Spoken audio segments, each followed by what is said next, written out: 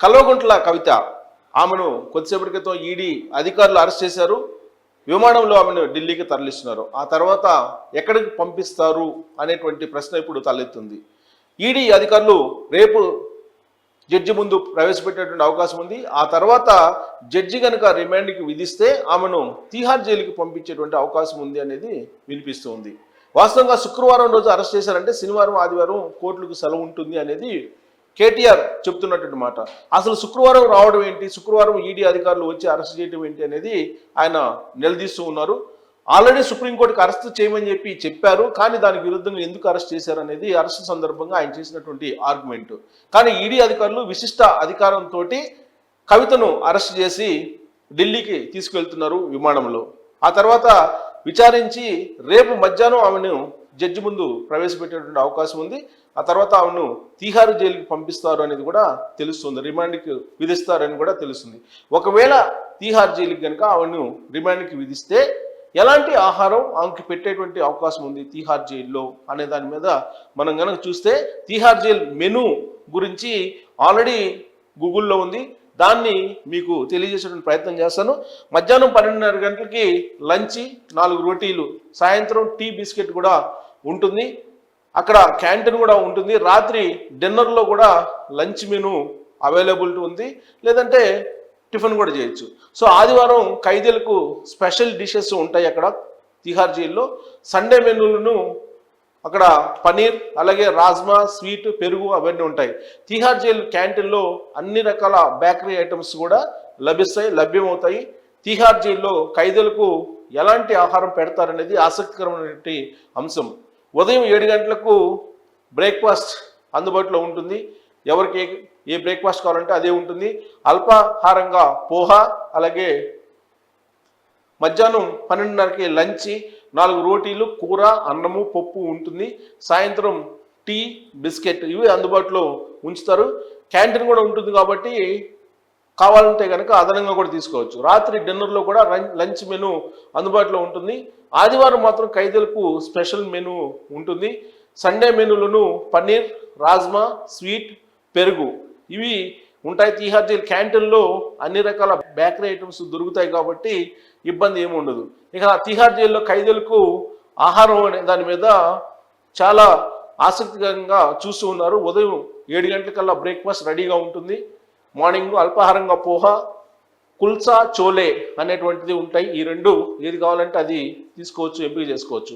మధ్యాహ్నం 12 గంటలకి లంచ్, 4 రోటీలు, కూర, అన్నము, పప్పు ఉంటుంది. సాయంత్రం టీ, బిస్కెట్. ఇది మెను తిహార్ జైల్లో ఉండేటువంటి మెను. సాధారణంగా తిహార్ జైలుకి తెలుగు రాష్ట్రాల నుంచి వెళ్ళినటువంటి వాళ్ళు మనం కనుక గుర్తు చేసుకుంటే కనుక కృష్ణ యాదవ్, అప్పట్లో కృష్ణ యాదవ్ వెళ్ళారు. అప్పుడు చంద్రబాబు నాయుడు ఉమ్మడి ఆంధ్రప్రదేశ్కి ముఖ్యమంత్రిగా ఉన్నారు. నకిలీ స్టాంపుల కుంభకోణంలో తిరిగి సంబంధించినటువంటి కుంభకోణంలో, తెలిగి చేసినటువంటి కుంభకోణంలో అప్పుడు మినిస్టర్గా ఉన్నటువంటి కృష్ణ యాదవ్ని అరెస్ట్ చేశారు. అరెస్ట్ చేసి తీసుకెళ్లి తిహార్ జైల్లో ఉంచారు. ఆ తర్వాత కోర్టులో ఆయన ప్రూవ్ చేసుకున్నారు, ఎలాంటి నేరం చేయలేదని చెప్పి. ఇటీవలనే ఆయన 2 సంవత్సరాల క్రితం బయటకు కూడా వచ్చారు. ఆ సందర్భంగా తిహార్ జైలు ఎలా ఉంటుంది, తిహార్ జైల్లో ఖైదీలకు ఎలాంటి వసతులు కల్పిస్తారు, తిహార్ జైల్లో ఫుడ్ ఎలా ఉంటుంది, ఇలాంటి అంశాల మీద అప్పట్లో కూడా చర్చ జరిగింది. ఇప్పుడు కవితని లిక్కర్ స్కామ్లో తీసుకెళ్తున్నారు ఈడీ అధికారులు. సో ఆమెను అరెస్ట్ చేసి తీసుకెళ్తున్న సందర్భంగా ఆమెను ఎవరు విచారించేటువంటి అవకాశం ఉంది, ఎక్కడ విచారిస్తారు, ఆమెను విచారించిన తర్వాత కోర్టులో ఎప్పుడు ప్రొడ్యూస్ చేస్తారు, ఆ తర్వాత రిమాండ్ ఎక్కడికి పంపిస్తారు అనే దాని మీద ఆసక్తికరమైనటువంటి చర్చ అయితే సాగుతోంది. ఉదయం 10 మంది తోటి కూడినటువంటి ఈడీ అధికారుల బృందం హైదరాబాద్కి చేరుకుంది. ఆమె నివాసానికి వెళ్ళారు. వాళ్ళలో 4 మహిళా అధికారులు కూడా ఉన్నారు. సో మొత్తం 10 మంది బృందంతో కూడినటువంటి ఈడీ అధికారులు వచ్చి కవిత ఇంటిని మొత్తం కూడా సోదా చేశారు. ఆ సందర్భంగా 2 సెల్ ఫోన్లు కూడా సీజ్ చేయడం జరిగింది. ఆ 2 సెల్ ఫోన్లలో కీలకమైనటువంటి సమాచారం ఈడీ అధికారులకు లభించినట్టు కూడా తెలుస్తుంది. ఈడీ విచారించినటువంటి సందర్భంగా అనేకమైనటువంటి క్లూలు కూడా ఆ ఇంట్లో లభించాయి అని కూడా తెలుస్తుంది. ఇప్పటికే ఈడీ అధికారులు 2 సార్లు కవితను విచారించడం జరిగింది. ఆ సందర్భంగా కొన్ని క్లూలు కూడా లభించాయి. ఇప్పుడు మళ్ళీ హైదరాబాద్కి వచ్చి ఈడీ అధికారులు కవితను అరెస్ట్ చేయడం జరిగింది. ఢిల్లీ లిక్కర్ స్కామ్లో ఇటీవల కాలంలో దాదాపు 7 నుంచి 8 సార్లు ఆప్ అధ్యక్షుడు, అలాగే ఢిల్లీ ముఖ్యమంత్రి కేజ్రీవాల్ కూడా సమన్లు ఇవ్వడం జరిగింది హాజరు కమ్మని చెప్పి. కానీ ఆయన మాత్రం హాజరు కాలేదు. కానీ ఢిల్లీ డిప్యూటీ సీఎంగా ఉన్నటువంటి సిసోడియాని మాత్రం ఆయన అరెస్ట్ చేసి దాదాపు సంవత్సరం పాటు అవుతుంది. సంవత్సరం నుంచి ఆయన జైల్లోనే ఉన్నారు. ఇప్పుడు ఢిల్లీ లిక్కర్ స్కామ్కు సంబంధించి తెలుగు రాష్ట్రాలకు సంబంధించి ప్రత్యేకించి మాగుంట రాఘవరెడ్డి అలాగే శరత్ చంద్రారెడ్డి వీళ్ళు ఉన్నారు. ప్రస్తుతం మాగుంట రాఘవరెడ్డి ఒంగోలు ఎంపీగా తెలుగుదేశం పార్టీ నుంచి పోటీ చేయాలనేటువంటి ప్రయత్నాలు కూడా జరుగుతున్నాయి. శరత్ చంద్రారెడ్డి పేరుని వైఎస్ఆర్ కాంగ్రెస్ పార్టీ నెల్లూరు ఎంపీ స్థానానికి పరిశీలించింది. అయితే చివరి నిమిషంలో ఆ శరత్ చంద్రారెడ్డి బదులుగా విజయసాయిరెడ్డి ఇప్పుడు రంగంలో దిగారు నెల్లూరు లోక్సభ స్థానం నుంచి వైసీపీ తరఫు నుంచి. సో ఢిల్లీ లిక్కర్ స్కాము ఎటు నుంచి ఎటువైపు తిరుగుతుంది అనేది ఇప్పుడు రాజకీయ వర్గాల్లో చాలా ఇంట్రెస్టింగ్ చర్చ అయితే జరుగుతూ ఉంది. ఎందుకంటే కవితకు సంబంధించి ఆల్రెడీ ఆమె ఆడిటర్గా ఉన్నటువంటి గోరట్ల బుచ్చిబాబు ఆల్రెడీ వాంగ్మూలం ఇచ్చేశారు, అప్రూవర్ కూడా మారారు. అలాగే శరత్ చంద్రారెడ్డి రాఘవరెడ్డి వాంగ్మూలాలు కూడా ఇచ్చారు. వాళ్ళ వాంగ్మూలాల ప్రకారం కవిత లిక్కర్ స్కామ్లో కీలకంగా వ్యవహరించారు. సౌత్ గ్రూప్కి హెడ్గా కూడా వ్యవహరించారు. సుమారు 100 కోట్ల రూపాయల మనీ లాండరింగ్కి పాల్పడ్డారు అనేటువంటి ఆరోపణలు కూడా ఆవిడ ఎదుర్కొంటున్నారు. దాంతోపాటు అసలు మనీ లాండరింగ్ చేసినటువంటి ఆ 100 కోట్ల డబ్బు ఎక్కడ పెట్టుబడి పెట్టారు అనే దాని మీద కూడా విచారించారు అప్పట్లో ఈడీ అధికారులు. ఆ సందర్భంగా లైగర్ సినిమా అనేటువంటి ఒక ఎపిసోడ్ కూడా నడిచింది. ఆ లైగర్ సినిమాని నిర్మించినటువంటి వాళ్ళు నిర్మాతలు ఎవరు, ఆ లైగర్ సినిమాకి పెట్టుబడి ఎవరు పెట్టారు అనే దాని మీద కూడా ఈడీ అధికారులు విచారణ చేయడం జరిగింది.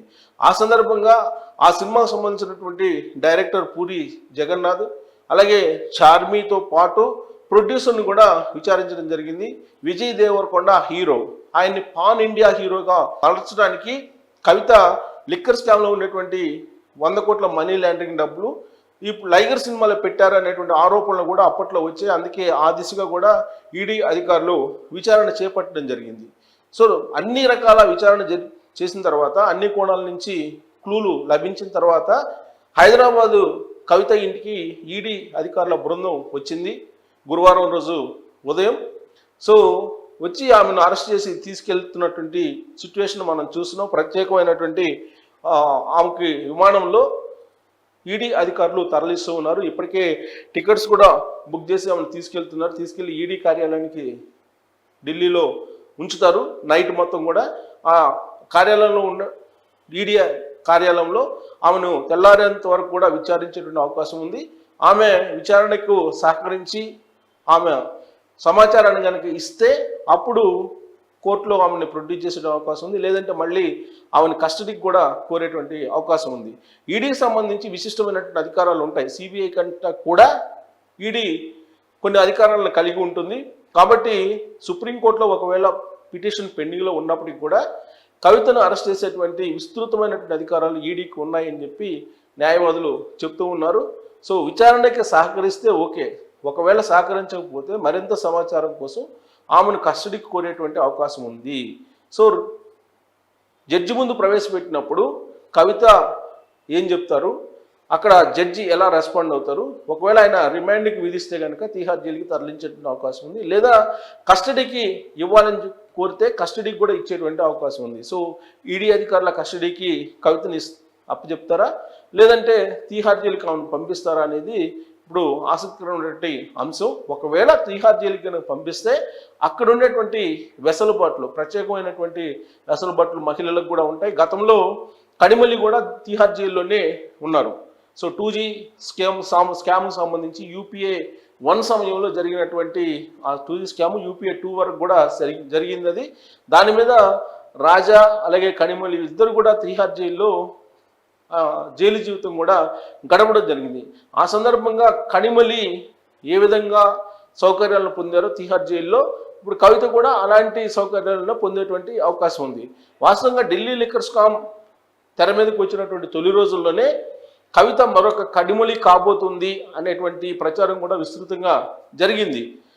కొంతమంది ఆధ్యాత్మికవేత్తలు కూడా జాతకాలు కూడా చెప్పారు కవిత ఖచ్చితంగా అరెస్ట్ అయ్యేటువంటి అవకాశం ఉంది, మరొక కడిమలిలాగా ఆమె జైలు జీవితం గడిపేటువంటి అవకాశం ఉంది అని చెప్పి అంచనా కూడా వేయటం జరిగింది. సో అదే విధంగా ఇప్పుడు కవితని ఈడీ అధికారులు అరెస్ట్ చేశారు.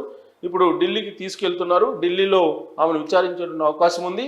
ఆ తర్వాత ఏం జరుగుతుంది అనేది మినిట్ టు మినిట్ వాచ్ చేస్తున్నటువంటి పరిస్థితిలో ఇప్పుడు బీఆర్ఎస్ పార్టీకి సంబంధించినటువంటి నేతలు, బీఆర్ఎస్ పార్టీకి సంబంధించినటువంటి న్యాయ నిపుణులు వాళ్ళందరూ కూడా ఈ కేసుని పర్యవేక్షిస్తూ ఉన్నారు. సో ఈడీ విచారణకు తీసుకెళ్ళింది కాబట్టి కవితని అంత ఈజీగా కవితనైతే వదిలేటువంటి అవకాశం లేదు, బెయిల్ వచ్చేటువంటి అవకాశం లేదు, తీహార్ జైలుకి వెళ్ళడానికి ఎక్కువ అవకాశాలు ఉన్నాయి అని చెప్పి తెలుస్తుంది. తీహార్ జైలుకి వెళ్తే కనుక ఉదయం 7 నుంచి సాయంత్రం రాత్రి డిన్నర్ వరకు కూడా ఏ విధంగా మెనూ ఉంటుంది, అక్కడ ఫుడ్ సౌకర్యాలు ఏ విధంగా ఉంటాయి, అలాగే అక్కడ విశ్రాంతి తీసుకోవడానికి కూడా విఐపి సంబంధించినటువంటి సెల్స్లో కొంత వెసులుబాట్లు ఉంటుంది, సౌకర్యాలు కూడా ఉంటాయని చెప్పి కూడా తెలుస్తుంది. గతంలో అక్కడ కృష్ణ యాదవ్ కూడా ఉన్నారు, కనిమొల్లి కూడా ఉన్నారు. సో మనకు సౌత్ ఇండియా నుంచి వాళ్ళిద్దరు పేర్లే మనకు తెలుస్తుంది. సో ప్రత్యేకించి తెలుగు రాష్ట్రాల నుంచి మాత్రం కృష్ణ యాదవ్ ఎక్కువ కాలం పాటు దాదాపు 5 సంవత్సరాల పైగా ఆయన తీహార్ జైల్లో గడిపారు. సో ఇప్పుడు కవిత మరి ఎన్ని సంవత్సరాలు ఉంటారు, ఆవిడ ఈ లిక్కర్ స్కామ్ నుంచి ఎప్పుడు బయటకు వస్తారు అనేది ఒక ప్రశ్న. ఎందుకంటే సిసోడియా ఇప్పుడు జైలుకి వెళ్ళి దాదాపు 1 year అవుతుంది, ఇప్పటి వరకు ఆయనకి బెయిల్ లభించలేదు. మరి కవితను ఇప్పుడు ఈడీ అధికారులు తీసుకెళ్తున్నటువంటి కవితను జడ్జి ముందు ప్రొడ్యూస్ చేస్తే, ఆయన రిమాండ్ విధిస్తే ఆ తర్వాత ఏం జరుగుతుంది అనేది మనం చూడాల్సి ఉంది. సో అప్పటి వరకు అయితే తెలంగాణలో ఈ లిక్కర్ స్కామ్ అరెస్టు, కవిత అరెస్టు చుట్టూనే లోక్సభ ఎన్నికలు తిరిగేటువంటి అవకాశం ఉంది. ఈ అరెస్టు చుట్టూనే రాజకీయం కూడా కాన్సన్ట్రేషన్ అయ్యేటువంటి అవకాశం ఉంది. సో లిక్కర్ స్కామ్ అసెంబ్లీ ఎన్నికలను దాటుకొని ఇప్పుడు లోక్సభ ఎన్నికల వరకు వచ్చింది. ఎప్పుడో అరెస్ట్ చేయాల్సినటువంటి కవితను ఇప్పుడు అరెస్ట్ చేశారు. సో బీజేపీ అరెస్ట్ చేయకుండా నష్టపోయింది గత ఎన్నికల్లో. ఈ ఎన్నికల్లో కవితను అరెస్ట్ చేసి లాభపడుతుందా నష్టపడుతుందా అనేది మనం వేచి చూడాలి.